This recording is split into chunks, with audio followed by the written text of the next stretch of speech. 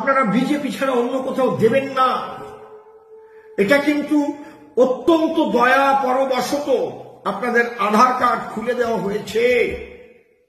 ভারতীয় জনতা পার্টির রাজ্য নেতৃত্ব, ঊর্ধ্বতন নেতৃত্ব, তাদের অনুরোধে সেখানে আমার ঠাকুর মশাই রয়েছেন, শ্রদ্ধেয় শান্তনু ঠাকুর মহাশয় আমাদের মাননীয় মন্ত্রী, তিনিও দিল্লিতে দরবার করেছেন এ নিয়ে, নিঃসন্দেহ আমিও জানি।